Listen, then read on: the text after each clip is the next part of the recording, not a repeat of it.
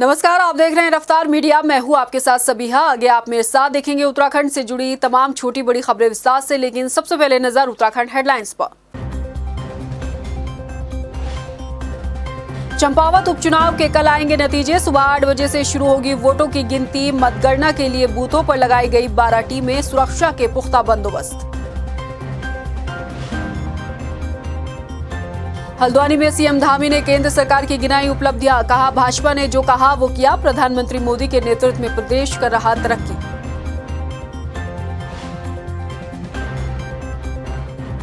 कांग्रेस प्रत्याशी निर्मला गहतोड़ी के बयान से कांग्रेस में भूचाल। उपचुनाव को लेकर संगठन पर उठाए सवाल। नतीजों से पहले सियासी गलियारों में गहमा गहमी का माहौल।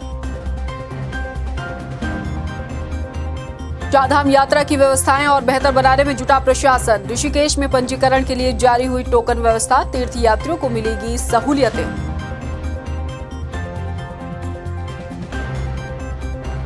और उत्तराखंड में जून की शुरुआत भीषण गर्मी के साथ 39 डिग्री सेल्सियस तक पहुंचा तापमान। जून में गर्मी को लेकर टूटा पिछले 4 साल का रिकॉर्ड। हेडलाइंस के बाद बुलेटिन में अब खबरें विस्तार से। देहरादून के दून विश्वविद्यालय में डॉक्टर नित्यानंद हिमालय अनुसंधान और अध्ययन केंद्र का लोकार्पण सीएम पुष्कर सिंह धामी ने किया। इसके साथ ही मुख्यमंत्री धामी ने डॉक्टर नित्यानंद स्वामी की मूर्ति पर माल्यार्पण कर उनको श्रद्धांजलि भी दी। इस मौके पर उनके साथ राज्यसभा सांसद नरेश बंसल भी मौजूद रहे।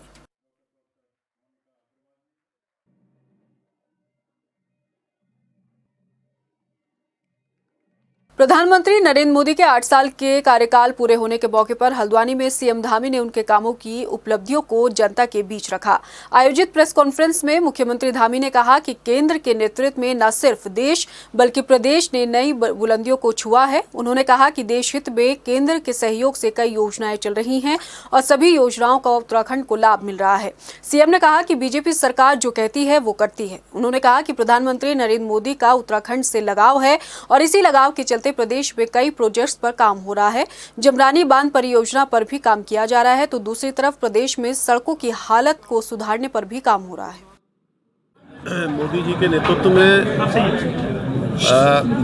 नेतृत्व में 2014 से जब से सरकार बनी है, एक नई कार्य संस्कृति और नया कार्य व्यवहार देश के अंदर लागू हुआ है।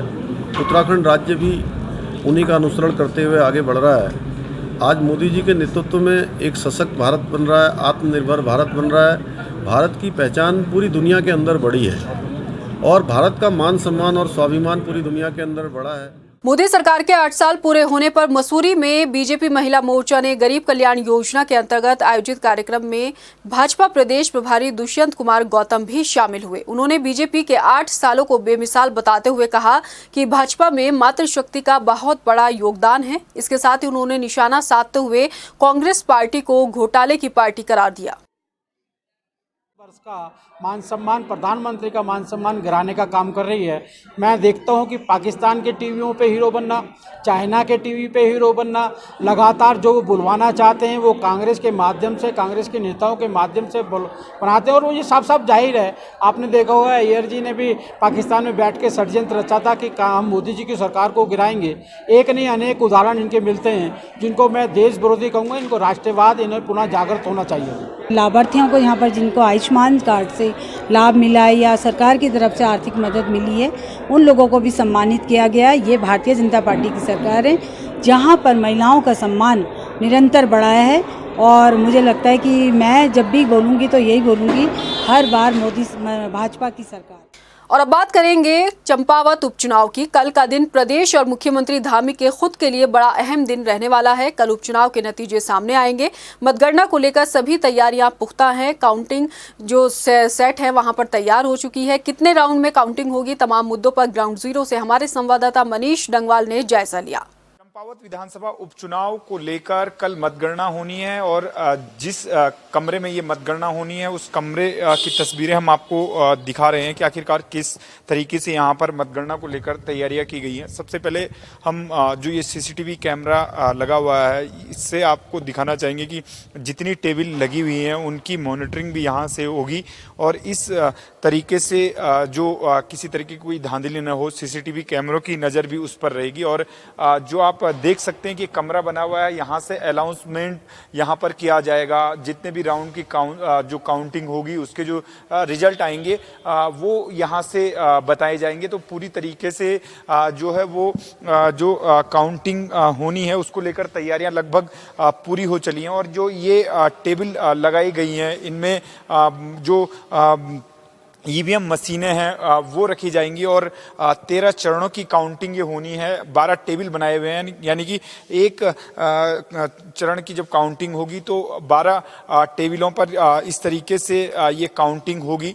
तो कुल मिलाकर देखें तो जिस तरीके से 61,000 से ज़्यादा मतदान हुआ है और कुल मिलाकर 64% के आसपास जो वोटिंग हुई है चंपावत विधानसभा उपचुनाव को लेकर। तो कहीं ना कहीं अब सभी की नज़रें यहाँ पर कल की मतगणना पर लगी हुई हैं कि आखिरकार क्या कुछ मार्जिन सीएम पुष्कर सिंह धामी की जीत को लेकर रहता है, क्योंकि तमाम तरीके के कयास अब लगाए जा रहे हैं कि बड़ी जीत सीएम पुष्कर सिंह धामी दर्ज करने जा रहे हैं। तो जो मतगणना को लेकर जो तैयारियां हैं वो पूरी हो चली हैं और जो मतगणना का जो कमरा है उसकी ये तस्वीरें थी। तो कुल मिलाकर देखें तो कल दोपहर बाद जो है वो तस्वीर साफ हो जाएगी कि आखिरकार कितने मतों से सीएम पुष्कर सिंह धामी चुनाव जीतेंगे।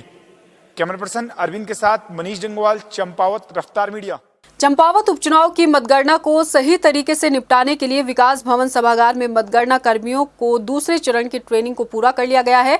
जिला निर्वाचन अधिकारी नरेंद्र सिंह भंडारी ने बताया है कि कल 3 जून को सुबह 8 बजे से काउंटिंग शुरू होगी, जिसके लिए प्रशासन की तरफ से पुख्ता तैयारियां की गई हैं। कल 3 जून को काउंटिंग होनी है। उसमें हमारी 12 टेबलें लगी हुई हैं, 151 बूथ है। 13 राउंड में काउंटिंग पूरी हो जाएगी। 8 बजे से शुरू होगी। इसके लिए जो काउंटिंग सुपरवाइजर है, काउंटिंग असिस्टेंट है, उनको पहली डिटेल ट्रेनिंग करा दी गई है। दूसरी ट्रेनिंग उनकी हैंड्स ऑन आज चल रही है और कल हम लोग सुबह काउंटिंग करना स्टार्ट कर देंगे और आशा करते हैं कि हम जल्द काउंटिंग पूरी करेंगे। चंपावत उपचुनाव के नतीजों से पहले कांग्रेस ने लगता है खुद ही हार मान ली है। कांग्रेस प्रत्याशी निर्मला गहतोड़ी ने पार्टी संगठन पर सवाल खड़े किए हैं और उनके इस बयान से सियासी गलियारों का माहौल काफी गर्मा चुका है। तमाम मुद्दों को लेकर हमारे संवाददाता मनीष डंगवाल ने उनसे एक्सक्लूसिव बातचीत की है। आइए आपको सुनाते हैं। चंपावत विधानसभा सीट पर उपचुनाव के नतीजे कल आएंगे, लेकिन उपचुनाव के नतीजों से पहले ही कांग्रेस में कलह भी देखने को मिल रही है और ये कलह जो आरोप कांग्रेस की प्रत्याशी निर्मला गहतोड़ी ने लगाए हैं उनको लेकर है। और कई कांग्रेसी नेता उनके एक खबर को शेयर भी कर रहे हैं कि कांग्रेस अभी भी कमजोर रही है। मैडम, किस तरीके से देखते, कितनी मजबूती से आप यहाँ पर चुनाव लड़े हैं और क्या कुछ आपका कहना है मतगणना को लेकर, कितनी आश्वस्त जीत को लेकर है? ये आपने पहले कहा ना कि आरोप, मैंने कोई आरोप नहीं लगाए। वो जो कल पेपर में कह रहे हैं वो एक उन लोगों ने पता नहीं कैसे करके किया, किसी जो मेरा था बयान उसको तोड़ मड़ोड़ के किया गया। जो उन्होंने कहा कि स्वयं लड़ा, ऐसा नहीं है। कांग्रेस संगठन का इलेक्शन था और कांग्रेस पार्टी ने इलेक्शन लड़ा। यहाँ पर कांग्रेस सिंबल माने बहुत बड़ी पार्टी है। ऐसा कभी मैंने नहीं कहा कि मैं अकेले व्यक्तिगत तो मैं 30 साल की राजनीति में मैंने कभी नहीं सोचा मैं कांग्रेस की प्रत्याशी हूँ। कांग्रेस एक व्यक्ति भी आए तो कांग्रेस है। सारे बूथों में जो भी जितने एजेंट हमारे थे वो भी कांग्रेस के लोग थे। ऐसा तो नहीं कि कांग्रेस थी नहीं। हाँ, जरूर जैसे आपने कहा, मैं कहीं पर थोड़ा सा मुझे लगा कि जैसे उपचुनाव में शर्ट में इन्होंने लड़ा, अगर उस तरह से इस चुनाव को भी लड़ा जाता तो अवश्य ही जीत होती। वहाँ पर कुछ कमी रही, क्या पता क्या रहा कि प्रदेश नेतृत्व को टाइम नहीं रहा, मंथन शिविर था, कई चीज़ थे, तो क्या रहा ये तो वही बता सकते हैं। लेकिन जिस तरह से होना चाहिए था, एक मुख्यमंत्री यहाँ पर सामने में थे और एक प्रत्याशी के लिए अगर पूरा संगठन साथ में खड़ा होता तो, क्योंकि उनके तो विधायक कल तक थे, कल तक यहाँ पर थे। यूपी का विधायक कल हमारे गाँव जहाँ पर पोलिंग बूथ में देखा गया, वो मुख्य जगह पर। यह भी एक बड़ा सोचनीय प्रश्न है कि बाहर के लोग यहाँ थे, प्रशासन सोया हुआ था। मैंने प्रशासन से शिकायत की कि भाई अमुक जगह ये दिख रहे हैं, ये दिख रहे हैं। अब क्या प्रशासन, हमारी जिम्मेदारी है लोगों को बताना या प्रशासन को करना था? सारे लोग मूक दर्शन होकर देख रहे थे और बाहर के लोग पूरी मॉनिटरिंग कर रहे थे। यहाँ तक कि यूपी के लोग, वैसे आप जैसे कह रहे हैं संगठन का, वास्तविकता है कि संगठन के जो हमारे लोग थे 26 तारीख को सारे लोग जा चुके थे यहाँ से, लेकिन उनके जो लोग थे वो पोलिंग बूथ तक रहे। तो ये फर्क था। वोटर वही हैं, मतदाता भी आपकी विधानसभा के हैं, तो ऐसा तो चमत्कार कोई हो नहीं सकता कि इतना। इस बात को तो आप मानते हैं ना कि कहीं ना कहीं संगठन भी कमजोर यहाँ पर रहा है, इस बात को आप स्वीकार करते हैं? नहीं, संगठन तो बहुत कमजोर रहा है। आप बताइए, जो लोग हमारे लोग थे, वो तो जितने लोग थे सब जो स्वार्थी थे, कुछ डर से भय से, आपको मालूम है साम दाम दंड भेद से इन्होंने ले लिए, किसी को किसी का भय दिखा, किसी को लालच दिखा, यहाँ तक कि मुझे भी प्रलोभन दिया गया। अब उनको क्या नहीं दिया गया होगा। तो ये सब कुछ कर रहे थे, इसलिए इन्होंने इलेक्शन लड़ा। जो आप कह रहे हो कि यहाँ पर संगठन वास्तव में कमजोर हो गया हमारे तो 2-4 लोग बचे हैं। हमें तो संगठन नए सिरे से बनाना ही पड़ेगा। हमारा संगठन बहुत कमजोर है। जहाँ प्रदेश नेतृत्व की बात कहेंगे, 2-4 दिन नेता सब आए थे, प्रदेश अध्यक्ष जी भी आए थे, माननीय मुख्यमंत्री जी भी जो पूर्व मुख्यमंत्री जी हैं 2 दिन आए थे। ऐसे ही यशपाल आर्या जी भी आए थे। देवेंद्र यादव जी का कोई घर में क्योंकि वो रास्ते से लौट गए, उनके फादर इन लॉ की डेथ हो गई थी। तो ये कई चीज़ें हुई। जैसे आप कह रहे हैं, वैसे महिला कांग्रेस की प्रदेश अध्यक्ष रही यहाँ, उसने किया काम। ऐसे कुछ लोग आए, लेकिन वो ठीक टाइम में जो 26 के बाद वो सारे लोग चले गए, जबकि उनको 28-29 तक रहना चाहिए था, जिस तरह परिस्थिति हो सकती। माहौल बनाने के लिए तमाम बड़े नेताओं को वोटिंग तक रहना चाहिए था, तब आपके पक्ष में कहीं ना कहीं और बढ़िया माहौल। अब ये बनता न बनता एक मॉरली सपोर्ट होता है, वो चीज़ नहीं हो पाया, वो तो हकीकत है। लेकिन इसके माने ये नहीं है कि हो सकता है उनकी भी कोई मजबूरी रही होगी, हो सकता है उन्होंने देखा होगा कि भाई 29 के बाद तो हमको बाहर जाना ही है। अकेला छोड़ दिया आपको लास्ट टाइम में, आपको लगता है? नहीं, अकेला तो क्या छोड़ा, अकेला तो ऊपर वाला होता है सबका। मैं तो अकेला कभी महसूस ही नहीं करती हूँ अपनी। इतने लोग थे, बूथों में एजेंट थे, वो भी कांग्रेस के थे, जो वोट देंगे कार्यकर्ता, जो आज भी इस परिस्थिति में लोग हैं गाँव में, वो कहते हैं हम कांग्रेस के लोग हैं। इन्होंने हमें ठगी की। कुछ लोग ऐसे भी भ्रामक चले गए, हमारे लोग चले गए कि भाई नहीं, इस बार तो मुख्यमंत्री हमारा विकास करेंगे, इस तरह से भी लालच दिया गया। अब मुख्यमंत्री जी देखते हैं कितना विकास करते हैं उनका, नहीं तो हम भी यहीं पर हैं। अभी हम हिमेश खरकवाल जी ने आपके लिए काम किया है? किया क्यों नहीं किया? आपने देखा होगा, 1-2 बयान भी दे रहे थे, कर रहे थे, वो भी जितना हो सका उन्होंने भी किया। लेकिन उन्होंने एक चीज़ थोड़ा सा रहा कि जो उनके प्रति लोगों ने, जिस तरह से आप कह रहे हैं, 1-2 जगह उन्होंने सभाओं में भी उनसे कहा गया कि भाई ये है सो है। आपने पूर्व जो उनके प्रत्याशी भाजपा के उन्होंने कहा था, तो उस बयान का खंडन उन्होंने नहीं किया, जबकि करना चाहिए था। क्या बयान था वो? उन्होंने कहा था कि हिमेश खरकवाल जी ने विकास के नाम पर, देखो मुख्यमंत्री जी लड़ रहे हैं और विकास होगा करके उन्होंने इलेक्शन लड़ने से मना कर दिया। और उसने ये भी कहा कि कांग्रेस जो कैंडिडेट उठाया उसका विड्रॉ कर लेना चाहिए। मैंने तो यही कहा उस पूर्व विधायक से कि भाई बता दे कि तूने कितने में बेची है सीट, जीती हुई सीट में इतना क्यों थोपा तूने चंपावत में, और ये भी बता दो कि डील क्या हुई है तुम्हारी। मैंने कहा तुम होते हो क्या हमें आदेश देने वाले कि हम विड्रॉ कर लें? कांग्रेस पार्टी के लोग हैं, कांग्रेस का हमारा यहाँ पर एक संगठन है और कांग्रेस राष्ट्रीय दल है। ऐसा किसी के कहने पर क्या यहाँ पर कैंडिडेट नहीं उठाएगी को? इतना बड़ा तो कोई नहीं है कि जो राष्ट्रीय दल के एक कैंडिडेट को कह दे कि तुम अपना विड्रॉ कर लो। ये आदेश देने वाले इतने बड़े हो गए। जब हमें धमका सकते हैं तो सबको धमकाएंगे ना। यहाँ गुंडा राज थोड़ी स्थापित करना है, प्रजातंत्र है, प्रजातंत्र की तरह काम होगा। मुख्यमंत्री जी अगर यहाँ से चुनाव जीतते हैं तो क्या कुछ आप देखते हैं विकास को लेकर सहयोग आगे किया जाएगा, या जो एक राजनीतिक प्रतिद्वंदा रहेगी वो हमेशा रहेगी? नहीं, राजनीतिक प्रतिद्वंदा बिल्कुल नहीं रहेगी। वो बदले की भाव कर सकते हैं, क्योंकि मुख्यमंत्री जी की तो फितरत है। क्योंकि खटीमा वालों को आज एक गरीब जो टुक वाला है उस पर चालान कर दिया गया, जो रास्ते में गाड़ियां खड़ी करते हैं उन पर चालान कर दिया गया। कई लोगों को उनको किया है, जो खटीमा वालों की शिकायत आती है। लेकिन हो सकता है वो कर लें और मुझे कोई चिंता भी नहीं है। मेरे पास ऐसा कुछ है नहीं कि वो मेरे लिए क्या करेंगे तो स्वागत है। लेकिन जो बदले की भाव है, हम कहते हैं अगर वो जीत गए और उन्होंने जैसे वादे चंपावत के लोगों से किए हैं वो करना चाहिए उनको। नहीं करेंगे तो 6 महीने का समय हम भी देंगे, लेकिन नहीं करेंगे तो हम भी सड़कों में उनके खिलाफ फिर एक विपक्षी के रूप में उतरेंगे। तो ये कांग्रेस की उम्मीदवार निर्मला गहतोड़ी हैं, जो साफ तौर से कह रही हैं कि कहीं ना कहीं संगठन के नेताओं ने मतदान से ठीक कुछ दिन पहले जब चुनावी माहौल बनना था उससे पहले यहां से रुख जाने का कर दिया, उससे कहीं ना कहीं नुकसान हुआ है। और सीधे तौर से हिमेश खरकवाल पर भी उन्होंने सवाल खड़े किए हैं कि जो बयान उनके द्वारा दिए गए थे कि यहां से वॉकओवर दे देना चाहिए, उन बयानों का उन्होंने खंडन नहीं किया है। तो इससे भी पार्टी को यहां पर नुकसान हुआ है। लेकिन देखना ये होगा कि जब कल चुनाव के नतीजे आएंगे, क्या कुछ चंपावत के लोगों का जो रुझान है या जो मतदान उन्होंने दिया है उसके परिणाम निकलकर सामने आते हैं। कैमरा पर्सन अरविंद के साथ मनीष जंगवाल, रफ्तार मीडिया, चंपावत। चंपावत से कांग्रेस प्रत्याशी के तौर पर उपचुनाव में मैदान में उतरी निर्मला गहतोड़ी ने निजी अखबार में छपे अपने बयान का खंडन किया है। निर्मला ने कहा कि उनके बयान को तोड़ मरोड़ के पेश किया गया है, जबकि उन्होंने संगठन को लेकर सवाल ही नहीं उठाए हैं। ऐसी कोई बात तो मैंने कही नहीं। ये ज्यादा उन्होंने तोड़ मरोड़ के इस तरह से दिया कि मुझे भी खुद में आश्चर्य में हूँ कि ऐसा उन्होंने कैसे दे दिया। मैंने ये जरूर कहा था कि भाई हमारे संगठन में इतने चंद लोग रह गए थे, क्योंकि 3-4 लोग रह गए थे, अध्यक्ष जी हैं, 2-4 और लोग थे। अब इतने ही लोग थे तो मुझे थोड़ा सा रहा खला संगठन का कि यहाँ पर हम लोग उस तरह से नहीं कर पाए, क्योंकि सारे लोग भाजपा में चले गए थे। लेकिन जैसे मैंने कहा, ये जरूर कहा मैंने, जैसे सल्ट का उपचुनाव इन्होंने लड़ाया, उसी तरह से अगर मेरा यहाँ भी उपचुनाव होता तो शायद मेरी सीट निकल भी जाती। प्रदेश में 2022 का विधानसभा चुनाव हुए काफी वक्त हो गया है। विधानसभा चुनाव के बाद सीएम पुष्कर सिंह धामी को विधानसभा का सदस्य बनाने के लिए उपचुनाव भी हुआ। नतीजों को आने में अब बस कुछ चंद घंटों का वक्त बाकी है, लेकिन इससे पहले एडीआर ने अपनी एक रिपोर्ट जारी की है, जिससे ये पता चलता है कि 2022 के विधानसभा चुनाव में विधायक बनने की होड़ में किस प्रत्याशी ने कितना खर्च किया है।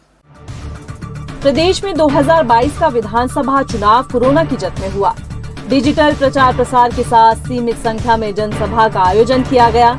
जनता तक अपनी बात पहुंचाने के लिए नई तकनीकी के तौर पर एकमात्र साधन सोशल मीडिया रहा। वर्चुअली संवाद के साथ जनता से वोट की अपील भी खूब हुई। बिना होर्डिंग, बिना नारों के बीच चुनाव बेहद दिलचस्प रहा। लेकिन हैरानी इस बात की है कि सीमित जनसभा, सोशल मीडिया पर प्रचार प्रसार के बाद भी कई प्रत्याशियों ने चुनाव जीतने के लिए पैसे को पानी की तरह बहाया। एसोसिएशन फॉर डेमोक्रेटिक रिफॉर्मर्स की 2022 की रिपोर्ट बताती है कि प्रदेश में हुए 2022 के विधानसभा चुनाव में सबसे ज्यादा खर्च करने वाले विधायक मयूख महर हैं। एडीआर की रिपोर्ट बताती है कि पिथौरागढ़ से कांग्रेस विधायक मयूख महर ने चुनाव में सबसे ज्यादा खर्च किया, जबकि सबसे कम खर्च करने वाले विधायक मंगलौर के सरवत करीम हैं। एसोसिएशन फॉर डेमोक्रेटिक रिफॉर्मर्स की रिपोर्ट बताती है कि कांग्रेस के मुकाबले भाजपा पार्टी ने सबसे ज्यादा खर्च किया। स्टार प्रचारकों पर किए खर्च पर भाजपा के 43 विधायक पहले, कांग्रेस के 19 विधायक दूसरे, बसपा के 2 विधायक तीसरे नंबर पर आते हैं। भाजपा के 43 विधायकों ने स्टार प्रचारकों पर औसतन 1.82 लाख रुपए खर्च किए हैं। कांग्रेस के 19 विधायकों ने औसतन 72,000, बसपा के 2 विधायकों ने औसतन 16.50 हजार खर्च किए। वहीं स्टार प्रचारकों के अलावा भाजपा के 43 विधायकों ने बैठकों, जुलूसों पर औसतन 5,50,000, कांग्रेस के विधायकों ने औसतन 3.40 लाख, बसपा के विधायकों ने औसतन 1.72 लाख, निर्दलीय विधायकों ने औसतन 1.91 लाख रुपए खर्च किए। सोशल मीडिया पर हुए प्रचार प्रसार के बाद भी भाजपा ने प्रचार प्रसार की सामग्री में औसतन 5 लाख रुपए खर्च किए हैं। कांग्रेस ने 4 लाख, बसपा ने 3 लाख से ज्यादा, निर्दलीय विधायकों ने 4 लाख से ज्यादा खर्च किए। कार्यकर्ताओं पर खर्च में कांग्रेस भाजपा से आगे रही। कांग्रेस ने कार्यकर्ताओं पर औसतन 4.15 लाख रुपए खर्च किए। वहीं भाजपा ने अपने कार्यकर्ताओं पर औसतन 2.2 लाख रुपए खर्च किए। बसपा ने अपने कार्यकर्ताओं पर औसतन 54,000 रुपए खर्च किए। बात अगर निर्दलियों की जाए तो निर्दलीय बसपा से आगे रहे। निर्दलियों ने अपने कार्यकर्ताओं पर 78,000 रुपए खर्च किए। विधायकों में रुड़की विधायक प्रदीप बत्रा ने 32 लाख रुपए से ज्यादा खर्च किए। गदरपुर से भाजपा विधायक अरविंद पांडे ने 31 लाख, भीमताल के विधायक राम सिंह केड़ा ने 30 लाख, देवप्रयाग और काशीपुर विधायक ने औसतन 30 लाख, मसूरी विधायक गणेश जोशी ने 29 लाख, नैनीताल से भाजपा विधायक सरिता आर्य ने औसतन 11 लाख, डीडीहाट के बिशन सिंह चुफाल ने 12 लाख, केदारनाथ विधायक शैला रानी रावत ने 13 लाख, लोहाघाट के कांग्रेस विधायक कुशल सिंह अधिकारी ने 13 लाख रुपए खर्च किए। वाकई एडीआर की रिपोर्ट हैरान करने वाली है। बात पार्टियों को मिलने वाले दान की करें तो भाजपा के मुकाबले कांग्रेस को ज्यादा मिला, लेकिन चुनाव के खर्च में भाजपा का पलड़ा भारी रहा। उत्तराखंड में आम आदमी पार्टी ने प्रदेश कार्यकारिणी का गठन किया है। पार्टी ने 4 उपाध्यक्ष समेत 11 नए जिला अध्यक्षों के नाम की घोषणा की है। पार्टी के प्रदेश अध्यक्ष दीपक बाली ने आयोजित प्रेस कॉन्फ्रेंस में कार्यकारिणी को लेकर विस्तार से जानकारी दी। उन्होंने कहा कि पार्टी ने विधि विंग, किसान विंग और अल्पसंख्यक विंग में भी विस्तार किया है। आपकी वरिष्ठ नेता उमा सिसोदिया को प्रदेश उपाध्यक्ष प्रभारी युवा विंग और सोशल मीडिया का प्रभार सौंपा गया है, तो एडवोकेट रजिया बेग को प्रदेश उपाध्यक्ष प्रभारी विधि विंग की जिम्मेदारी सौंपी गई है। लोगों के जिलाध्यक्ष बनाए हैं और 4 उपाध्यक्ष बनाए हैं और विंग की जिम्मेदारी दी गई है। उत्तराखंड में संस्कृत ग्राम स्वरूप को विकसित करने की कवायद शुरू हो गई है। प्रदेश के सभी 13 जिलों में एक एक संस्कृत ग्राम बनाया जाएगा। इसके तहत प्राइमरी स्तर के बच्चों को संस्कृत में बेसिक शिक्षा मुहैया कराई जाएगी। संस्कृत शिक्षा सचिव चंद्रेश यादव ने कहा कि इसके लिए शिक्षकों को जिम्मेदारी दी जाएगी, जबकि किसी स्कूल का अलग से निर्माण नहीं होगा। प्राइमरी लेवल पर विज्ञान की पढ़ाई भी बच्चों को संस्कृत भाषा में ही पढ़ाई जाएगी। उत्तराखंड राज्य में संस्कृत हमारी द्वितीय राजभाषा है। इसके उन्नयन के लिए प्रथम प्रयास ये किया जा रहा है कि राज्य के 13 जनपदों में 13 संस्कृत ग्राम के रूप में विकसित किए जाएंगे। 13 गांवों को संस्कृत ग्राम के रूप में विकसित किया जाएगा और उन संस्कृत ग्रामों में कोशिश की जाएगी कि प्राथमिक स्तर पे, प्राइमरी के लेवल पर वहाँ पे संस्कृत माध्यम से बच्चों को शिक्षा दी जाए। इसके लिए हमने जो संस्कृत ग्राम का कॉन्सेप्ट है उसमें कुछ अध्यापक रखे जाएंगे जो बिल्कुल बेसिक लेवल पे बच्चों को तैयार करेंगे, प्राइमरी एजुकेशन देंगे।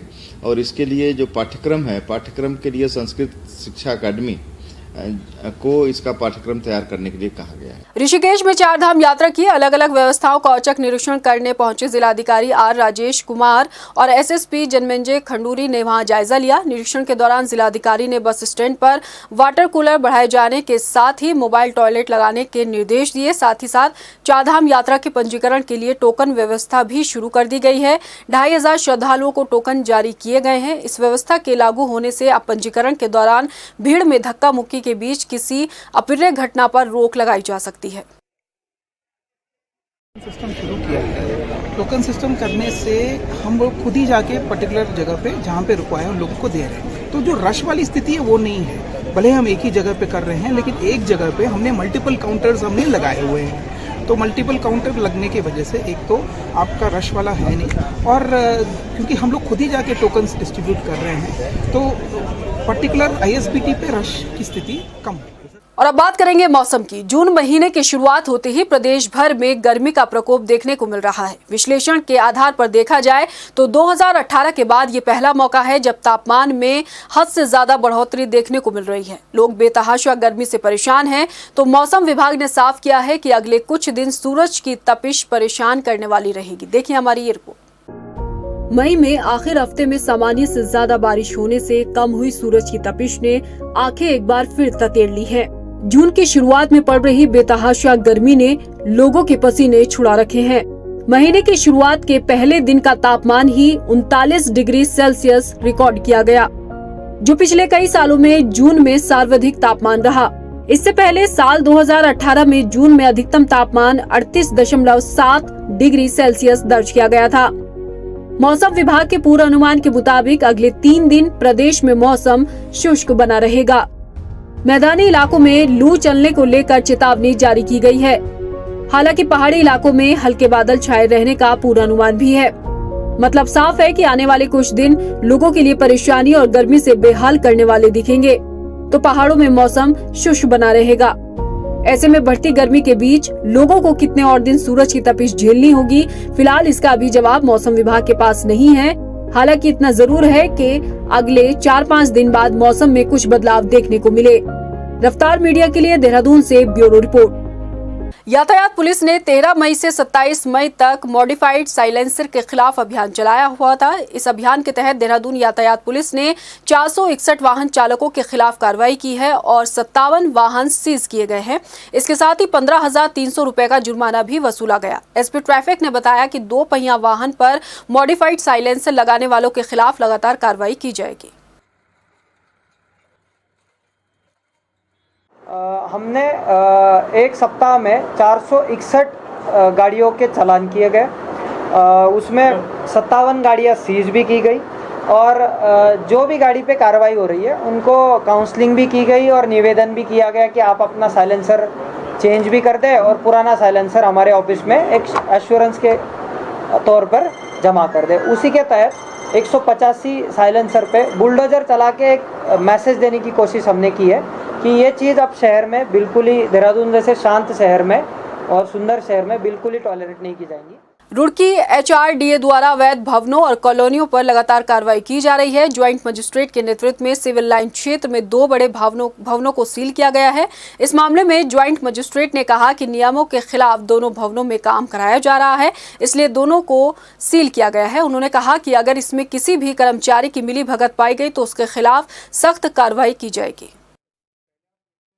लगा रखी है इन्होंने, आगे के फ्लोर्स भी ये लोग बना रहे हैं। ऑलरेडी इसमें 1-1.5 महीने पहले भी आए थे, तब इनकी हियरिंग चल रही थी, तो इन्होंने रिक्वेस्ट करी थी कि हमें सामान थोड़ा सा अपना ताकि सामान वेस्ट ना हो तो उसको इधर से उधर करने की परमिशन दे दी है। तो that was the only permission given. Construction पे रोक लगी हुई थी। इनकी फ़ाइल भी उच्च अधिकारी द्वारा तलब कर रखी है पहले भी, फिर भी ये लोग धड़ल्ले से काम कर रहे हैं यहाँ। तो अभी इसको सील किया जा रहा है। दोबारा से हम सील के आदेश लगा रहे हैं और यहाँ एक नोटिस भी लगा रहे हैं। अगर किसी को भी इन्फॉर्मेशन मिलती है कि यहाँ काम चल रहा है तो HRD को, लोकल थाने को इन्फॉर्म करें। रुड़की के भगवानपुर के ग्राम सिकंदरपुर भैंसवाला गांव के ग्रामीणों ने SDM को ज्ञापन देकर राशन डीलर और राशन गबन करने का आरोप लगाया है। ग्रामीणों ने बताया कि पिछले कई सालों से राशन डीलर लोगों को राशन नहीं दे रहा, साथ ही लोगों के साथ अभद्र व्यवहार करता है।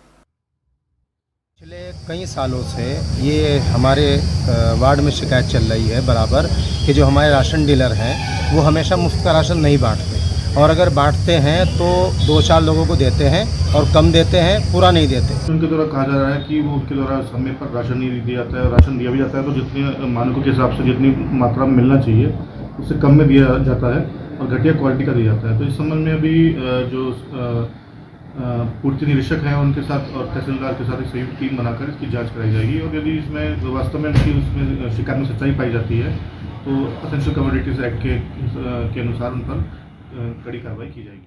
फिलहाल इस बुलेटिन में इतना ही। मुझे दीजिए इजाजत, लेकिन जाने से पहले एक नजर हेडलाइंस पर। नमस्कार। चंपावत उपचुनाव के कल आएंगे नतीजे। सुबह 8 बजे से शुरू होगी वोटों की गिनती। मतगणना के लिए बूथों पर लगाई गई 12 टीमें, सुरक्षा के पुख्ता बंदोबस्त। हल्द्वानी में CM धामी ने केंद्र सरकार की गिनाई उपलब्धियां। कहा, भाजपा ने जो कहा वो किया। प्रधानमंत्री मोदी के नेतृत्व में प्रदेश कर रहा तरक्की।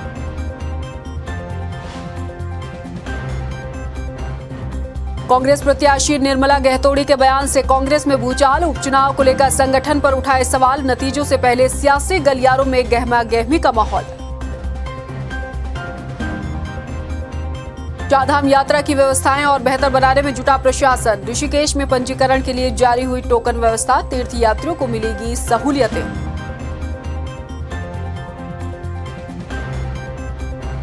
और उत्तराखंड में जून की शुरुआत भीषण गर्मी के साथ 39 डिग्री सेल्सियस तक पहुंचा तापमान। जून में गर्मी को लेकर टूटा पिछले 4 साल का रिकॉर्ड।